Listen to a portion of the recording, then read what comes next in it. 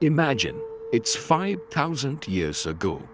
You're living in a world of stone tools and starlight. But inside your head, there is a monster, a migraine so violent, it feels like a demon is clawing to get out. You have tried herbs, you have tried prayer. Nothing works.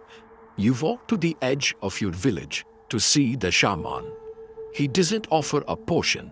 Instead, he picks up a sharp piece of obsidian, volcanic glass, and tells you to lie down. He's going to carve a hole in your skull while you're wide awake. And here is the kicker. You're probably going to survive.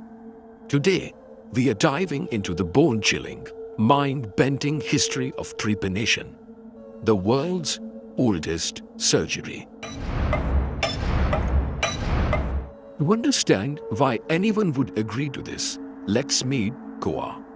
Goa is a hunter-gatherer. For weeks, he has been blinded by the pressure. In his world, there is no concept of blood pressure or neurological tumors. There are only spirits. To Goa's tribe, that headache wasn't just pain. It was a physical entity trapped inside the bone. To let the evil out, you had to open a door. The procedure consisted of tools. They were not the steel scalpels. They used flint, obsidian, or even shark teeth. They used the method of scraping. The doctor would literally scrape the bone away, layer by layer, until the pulsing brain was visible. You would think this was the death sentence, right? Archaeologists have found thousands of these skulls, and a staggering 70 to 90% show signs of bone healing. That means Goa didn't just survive the surgery, he lived for years afterward. No anesthesia, no antibiotics, just grit and a very steady hand. Trepanation wasn't just a random fad in one village, it was a global phenomenon. In ancient Peru, they were the masters. They used a tumi, a ceremonial duralumin knife. They even used gold plates to cover the holes after the surgery. They treated everything from battle wounds to chronic headaches. Hippocrates, the father of modern medicine, actually wrote a manual on it called On Injuries of the Head. He was more scientific, less about demons, more about draining bad blood to prevent the brain from swelling. Things got weird. In the 1500s, people believed in the stone of folly. Some traveling doctors claimed headaches and mental illness were caused by actual stones growing in your brain.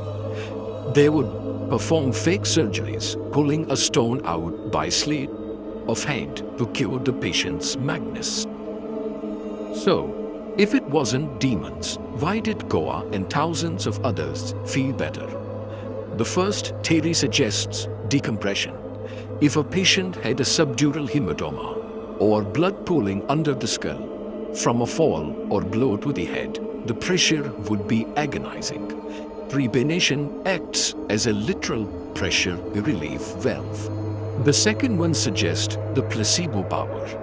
In a world without Tylenol, the sheer psychological impact of a ritualistic surgery, the release of endorphins from the trauma, and the belief in the shaman's power could cure psychosomatic headaches. With trepanation, two of the risk factors were leading. Number one, infection. Number two, the dura mater.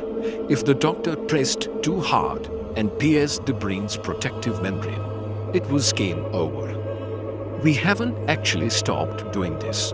We just gave it a fancier name, craniotomy. Today, if you have a traumatic brain injury, surgeons use high-speed drills to remove a section of the skull to let the brain swell without crushing itself.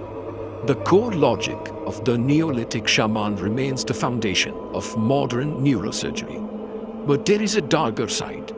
In the 1960s and 70s, a small group of biohackers like Bart Hughes claimed that trepanation could lead to permanent high by increasing brain blood volume.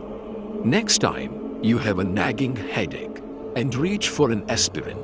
Spare a thought for Koa.